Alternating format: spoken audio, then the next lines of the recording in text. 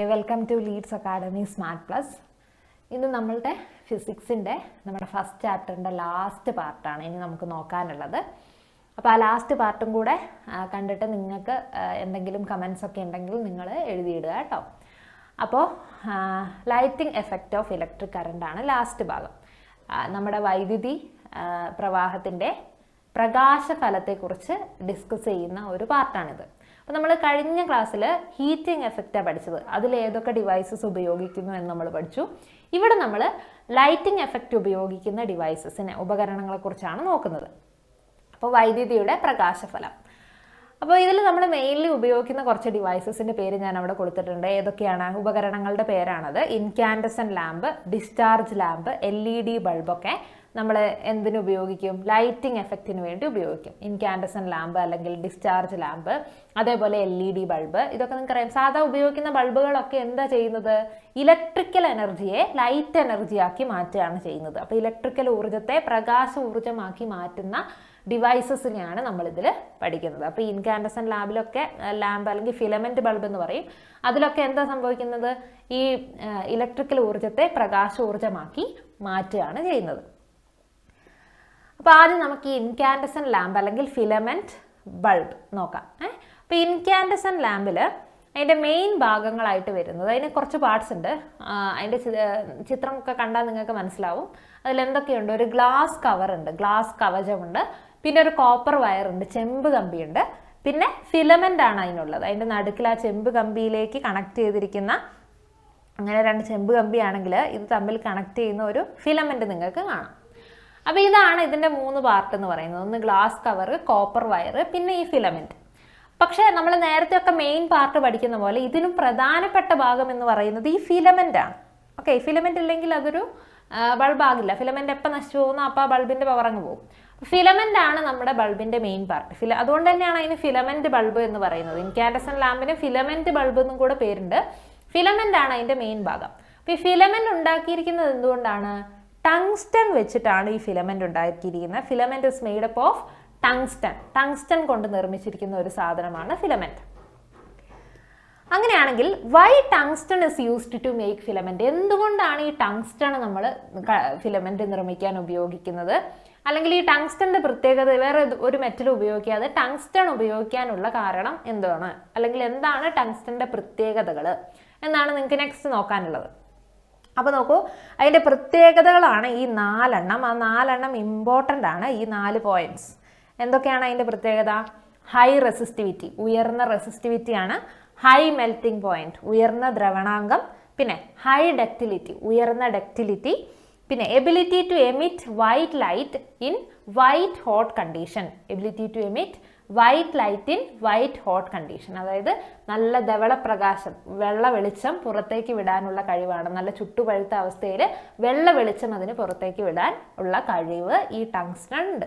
അപ്പോൾ അതുകൊണ്ടാണ്, ഈ 4 കാരണങ്ങൾ കൊണ്ടാണ് നമ്മൾ ടങ്സ്റ്റണെ ഫിലമെൻ്റ് നിർമ്മിക്കാൻ വേണ്ടി ഉപയോഗിക്കുന്നത്. അപ്പോൾ നമ്മൾ നേരത്തെ ഇതേപോലെ കുറച്ച് പോയിന്റ്സ് പഠിച്ചു. എന്തിൻ്റെ കേസിലാണ് അത് പഠിച്ചത്? ഹീറ്റിംഗ് കോയിൽ നിർമ്മിക്കാൻ നമ്മൾ നിക്രോം ഉപയോഗിക്കുമായിരുന്നു. എന്തൊക്കെയാണ് നിക്രോമിൻ്റെ പ്രത്യേകത എന്ന് പറഞ്ഞപ്പോൾ നമ്മൾ ഇതേപോലെ കുറേ high resistivity, high melting point എന്നൊക്കെ പഠിച്ചിട്ടുണ്ട്. അപ്പോൾ അവിടെ ആകെ വ്യത്യാസമായിരിക്കുന്നത് ഏത് മാത്രമാണ്? ഈ ലാസ്റ്റ് പോയിന്റ് മാത്രമാണ്. നിങ്ങളൊന്ന് ശ്രദ്ധിച്ചാൽ നിങ്ങൾക്ക് മനസ്സിലാവും. മറ്റേതിൽ അതിൽ ചുട്ടുപഴുത്ത അവസ്ഥയിൽ കുറേ നേരം തുടരാനുള്ള കഴിവ് മാത്രമേ നിക്രോമിനുള്ളൂ. പക്ഷേ ടങ്സ്റ്റൺ എന്ത് കഴിവുണ്ട്? ഈ ചുട്ടുപഴുത്ത അവസ്ഥയിൽ പുറത്തേക്ക് വെള്ള വെളിച്ചം വിടാനുള്ള കഴിവ് ടങ്സ്റ്റൺ ഉണ്ട്. അതുകൊണ്ടാണ് നമ്മൾ ഈ ടങ്സ്റ്റണിനെ ഫിലമെൻ്റ് ആയിട്ട് ഉപയോഗിക്കുന്നത്. അപ്പോൾ അങ്ങനെയാണെങ്കിൽ നിങ്ങൾക്ക് ചോദ്യം വരാം, എന്തുകൊണ്ട് why nichrome is not used to make filament? എന്തുകൊണ്ട് നിക്രോം നമ്മൾ ഫിലമെൻ്റ് നിർമ്മിക്കാൻ ഉപയോഗിക്കുന്നില്ല? ഈ ചോദ്യം. അങ്ങനെ ചോദ്യം ചോദിക്കാം, എന്തുകൊണ്ടാണത് ഉപയോഗിക്കാത്തത്? എന്തുകൊണ്ട് ഫിലമെൻ്റ് നിർമ്മിക്കാൻ നമ്മൾ നിക്രോം ഉപയോഗിക്കാത്തത് എന്തുകൊണ്ടാണ്? അപ്പോൾ എന്തുകൊണ്ടാണ്? Because nichrome cannot emit white light in hot condition. നിക്രോമിന് എന്ത് ചെയ്യാൻ പറ്റില്ല? വെള്ള വെളിച്ചത്തെ ചുട്ടുപഴുത്ത അവസ്ഥയിൽ പുറത്തേക്ക് വിടാൻ കഴിയില്ല. അപ്പോൾ നിക്രോമിന് ഉപയോഗിച്ചിട്ട് കാര്യമുണ്ടോ? ഇല്ല. അതിങ്ങനെ ചുട്ടുപഴുത്ത് ഇരിക്കാന്നല്ലാണ്ട് അത് വെളിച്ചമൊന്നും പുറത്തേക്ക് വിടില്ല. അപ്പോൾ അങ്ങനെ വെളിച്ചം പുറത്തേക്ക് വിടുന്ന ഒരു സാധനമായിരിക്കണം. അതുകൊണ്ടാണ് നമ്മൾ ടങ്സ്റ്റൺ എടുത്തത്. നിക്രോമിന് ആ കഴിവില്ലാത്തത് കൊണ്ട് നമുക്ക് നിക്രോം എന്ത് ചെയ്യാൻ പറ്റില്ല? ഫിലമെൻ്റ് നിർമ്മിക്കാൻ വേണ്ടി ഉപയോഗിക്കാൻ കഴിയില്ല. അപ്പോൾ അത് നന്നായിട്ട് ഓർത്ത് വെക്കുക. ഈ 4 പോയിന്റ്സും ഇമ്പോർട്ടൻ്റ് ആണ്. ഈ 4 പോയിന്റ് നന്നായിട്ട് പഠിക്കുക കേട്ടോ. ഈ 4 പോയിന്റ് നന്നായിട്ട് പഠിക്കുക. അതേപോലെ ഈ ചോദ്യം പലപ്പോഴും ചോദിച്ച് കണ്ടിട്ടുള്ള ഒരു ചോദ്യമാണ്. എന്തുകൊണ്ടാണ് നിക്രോം എന്തുകൊണ്ടാണ് നിക്രോം ഫിലമെന്റ് നിർമ്മിക്കാൻ വേണ്ടി ഉപയോഗിക്കാത്തത്? Why nichrome is not used to make filament?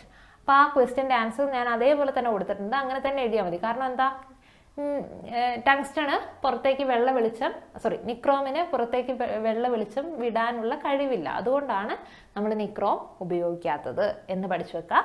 ടങ്സ്റ്റൻ്റെ 4 പ്രത്യേകതകളും നന്നായിട്ട് പഠിക്കുക.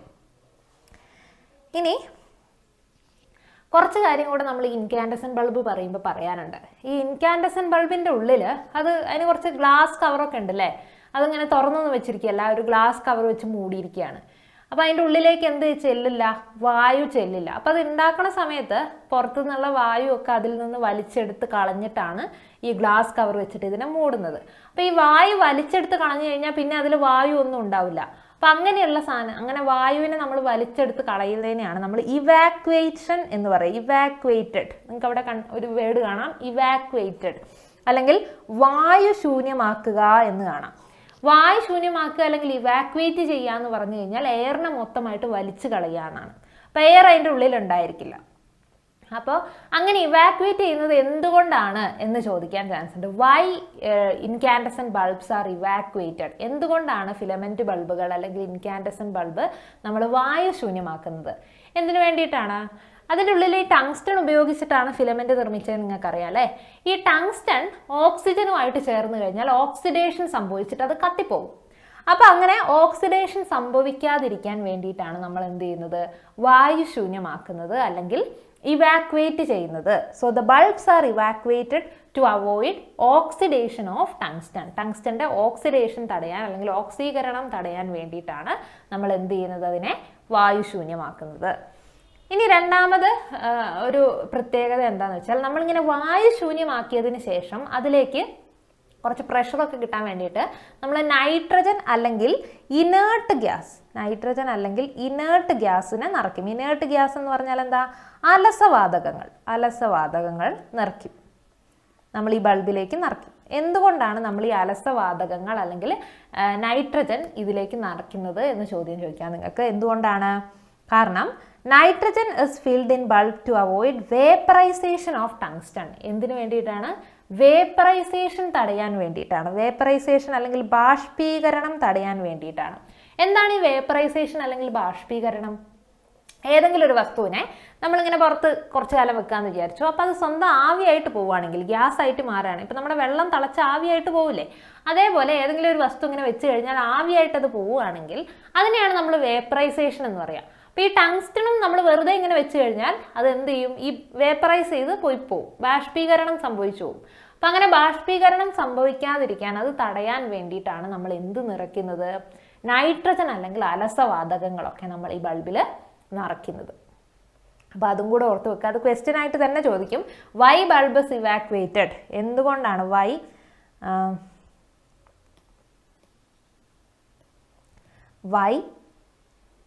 Bulb is evacuated? എന്തുകൊണ്ടത് വായു ശൂന്യമാക്കുന്നു എന്ന് ചോദിക്കാം, ഒരു ചോദ്യം. പിന്നെ എന്ത് ചോദിക്കാം? Why nitrogen is filled? Why nitrogen is filled in filament bulb? എന്തുകൊണ്ട് നൈട്രജൻ നമ്മൾ ഫിലമെന്റ് ബൾബിൽ നിറയ്ക്കുന്നു? എന്തിനാണ് നൈട്രജൻ അല്ലെങ്കിൽ അലസവാതകങ്ങൾ നിറയ്ക്കുന്നത് എന്നുള്ള ചോദ്യവും ചോദിക്കാം. അപ്പോൾ ആ 2 ചോദ്യത്തിനുള്ള ഉത്തരവാണ് ഈ 2 പോയിന്റ്സും. അപ്പോൾ ആ 2 പോയിന്റ്സ് നന്നായിട്ട് തന്നെ പഠിക്കാം. ഇനി ഇങ്ങനെ നമ്മൾ ഇൻകാൻഡസൻ ലാമ്പിനെ കുറിച്ചൊക്കെ പറഞ്ഞു. ഇപ്പം നമുക്ക് അറിയാം, ഈ ഇൻകാൻഡസൻ ലാമ്പ് അല്ലെങ്കിൽ ഫിലമെന്റ് ബൾബ് കാണുന്ന വീടുകൾ വളരെ കുറവാണ്. ഇപ്പം നമ്മൾ വേറെ ബൾബുകളിലേക്ക് മാറി. എന്തായിരിക്കും അങ്ങനെ മാറാൻ കാരണം? ഈ ഇൻകാൻഡസൻ ലാമ്പിന് എന്തെങ്കിലും ഒരു ദോഷഫലം ഉണ്ടായിരിക്കും അല്ലേ. അപ്പോൾ എന്താണ് ഈ ഇൻകാൻഡസൻ ലാമ്പിൻ്റെ ദോഷങ്ങൾ, അല്ലെങ്കിൽ എന്തുകൊണ്ടാണ് ഇപ്പോൾ ഇൻകാൻഡസൻ ലാമ്പ് അധികം ഉപയോഗിക്കാത്തത്? What are the disadvantages of incandescent lamp എന്നൊക്കെ ചോദിച്ചു കഴിഞ്ഞാൽ എന്തായിരിക്കും കാരണം? നമുക്കറിയാം, പണ്ടത്തെ ആ ഇൻകാൻഡസൻ ലാമ്പ് നമ്മൾ ഒരു സ്ഥലത്തേക്കൊക്കെ മാറ്റിയിടാൻ വേണ്ടി നമ്മളത് ഊരുകയാണെങ്കിൽ നമുക്കറിയാം, അത് ഓണാക്കി കിടക്കുന്ന ബൾബാണെങ്കിൽ, ഓണാക്കിയിരിക്കുന്ന ബൾബാണെങ്കിൽ അതിന് ചൂടുണ്ടാവും. അപ്പോൾ നമ്മൾ കൊടുക്കുന്ന ഇലക്ട്രിക്കൽ എനർജി, നമുക്ക് ഈ ബൾബ് മെയിൻലി വേണ്ടത് പ്രകാശം കിട്ടാനാണ് അല്ലേ. അപ്പോൾ കൊടുക്കുന്ന എനർജി മൊത്തമായിട്ട് പ്രകാശമായിട്ട് ഇങ്ങോട്ട് വന്നു കഴിഞ്ഞാൽ നമ്മൾ ഹാപ്പിയാണ്. കാരണം നമ്മൾ പൈസ കൊടുത്ത് വാങ്ങുന്ന ഇലക്ട്രിസിറ്റിയാണ്. അതങ്ങോട്ട് വെറുതെ പൈസ ഇങ്ങനെ പോയി കഴിഞ്ഞാൽ നമുക്ക് എല്ലാവർക്കും സങ്കടം ഉണ്ടാവും. അതേപോലെ നമുക്ക് ഇലക്ട്രിസിറ്റി മൊത്തം പ്രകാശമായിട്ട് ഇങ്ങോട്ട് കിട്ടുകയാണെങ്കിലാണ് നമ്മൾ ഹാപ്പി ആവുക. പക്ഷേ ഇൻകാൻഡസെന്റ് ലാമ്പ് അങ്ങനെയല്ല. നമ്മൾ അങ്ങോട്ട് ഇലക്ട്രിസിറ്റി കൊടുക്കുന്നു, പക്ഷെ അത് കുറച്ചെന്ത് ചെയ്യുന്നു, കുറച്ച് പ്രകാശമാക്കി വിട്ടിട്ട് ബാക്കി അത് ചൂടും ആക്കുന്നുണ്ട്. അപ്പം രണ്ടാക്കി വിടുന്നുണ്ടത്. ഒന്ന് പ്രകാശമാക്കി അത് ഊർജ്ജമാക്കിയിട്ട് അത് മാറ്റും, പിന്നെ എന്താക്കും, താപോർജ്ജം ആക്കിയിട്ടും അത് മാറ്റും. ഈ താപോർജ്ജം കൊണ്ട് വല്ല ഗുണമുണ്ടോ? ഇല്ല. അപ്പം അങ്ങനെ അത് വേസ്റ്റ് ആയിട്ട് പോവുകയാണ്. അപ്പം അങ്ങനെ large amount of electrical energy is lost in the form of heat. ഹീറ്റിൻ്റെ രൂപത്തിൽ ഒരുപാട് എനർജി നമുക്ക് നഷ്ടപ്പെട്ടു പോകുന്നുണ്ട്. അതുകൊണ്ടാണ് നമ്മൾ ഈ ഇൻകാൻഡസെന്റ് ലാമ്പിനെ മെയിനായിട്ട് ഉപയോഗിക്കാത്തത്. അതുകൊണ്ട് തന്നെ അതിൻ്റെ എഫിഷ്യൻസി കുറവായിരിക്കും, ലെസ് എഫിഷ്യൻസി, അല്ലെങ്കിൽ കുറഞ്ഞ ക്ഷമതയാണ് അതിന്. എഫിഷ്യൻസി വളരെ കുറവായിരിക്കും. അതായത് നമ്മൾ എത്ര ഇലക്ട്രിസിറ്റി കൊടുത്താലും, അല്ലെങ്കിൽ ഇലക്ട്രിസിറ്റി കൊടുക്കുന്നതിന് മാത്രമുള്ള പണി അത് എടുക്കുന്നില്ല, കുറച്ചത് ഹീറ്റാക്കിയിട്ട് വേസ്റ്റ് ചെയ്യാണ്. അപ്പോൾ അങ്ങനെ വേസ്റ്റ് വരുമ്പം നമുക്കറിയാം എഫിഷ്യൻസി കുറവാണ്. നമ്മളെ പൈസ, നമ്മൾ വെറുതെ ഇലക്ട്രിസിറ്റി കുറേ വൈദ്യുതി ചാർജ് അടിക്കേണ്ടി വരും, പക്ഷെ നമുക്ക് അത്രയും പ്രകാശം കിട്ടുന്നുണ്ടാവില്ല. അപ്പം അങ്ങനെ നമുക്ക് എഫിഷ്യൻസി വളരെ കുറവായിട്ട് വരും. അപ്പം അതുകൊണ്ട് തന്നെ നമ്മൾ ഇൻകാൻഡസെന്റ് ലാമ്പ് ഇപ്പോഴത്തെ കാലത്ത് അധികം ഉപയോഗിക്കാറില്ല. ഈ ദോഷഫലങ്ങളൊക്കെ ഉള്ളത് കൊണ്ടാണ്. അപ്പോൾ എന്തൊക്കെയാണ് അതിൻ്റെ ഡിസഡ്വാൻറ്റേജസ്, എന്തുകൊണ്ടാണ് അത് ഇപ്പോൾ ഉപയോഗിക്കാത്തത് എന്നൊക്കെയുള്ള കാര്യങ്ങൾ ഒന്ന് ഓർത്ത് വെക്കുക. അല്ലെങ്കിൽ അതങ്ങനെ തന്നെ ചോദിക്കാറുണ്ട്, എന്തുകൊണ്ടാണ് ഇപ്പം ഇൻകാൻഡസെന്റ് ലാംപ്സ് ഉപയോഗിക്കാത്തത്, എന്തുകൊണ്ടാണ് ഇൻകാൻഡസെന്റിന് പകരം LED ബൾബുകൾ ഉപയോഗിക്കുന്നത് എന്നൊക്കെ ചോദിക്കാറുണ്ട്. അപ്പോൾ അതിൻ്റെ മെയിൻ റീസൺ എന്ന് പറയുന്നത് ഹീറ്റ് എനർജി ആയിട്ട് നമുക്ക് എനർജി നഷ്ടപ്പെടുകയാണ് ചെയ്യുക ഇൻകാൻഡസെന്റ് ലാമ്പിൻ്റെ കേസിൽ. അപ്പോൾ അതുകൊണ്ടാണ് നമ്മൾ ഇൻകാൻഡസെന്റ് ലാമ്പ് അധികം ഉപയോഗിക്കാത്തത്. അങ്ങനെയാണെങ്കിൽ ഇൻകാൻഡസെന്റ് ലാമ്പ് നമ്മൾ ഉപയോഗിക്കാത്തത് എന്താണെന്ന് പഠിച്ചു. അപ്പോൾ അതിന് പകരം വന്നൊരു സാധനമാണ് എന്ത്, LED ബൾബ് എന്ന് പറയുന്നത് അല്ലേ. അപ്പോൾ ഈ LED ബൾബിന് എന്തെങ്കിലുമൊക്കെ ഗുണങ്ങൾ ഉള്ളത് കൊണ്ടായിരിക്കുമല്ലോ നമ്മൾ LED ബൾബ് ഉപയോഗിക്കാൻ തുടങ്ങിയത്. അപ്പോൾ ആ ഗുണങ്ങളാണ് നിങ്ങൾക്ക് മെയിനായിട്ടും LED കാര്യത്തിൽ പഠിക്കാനുള്ളത്.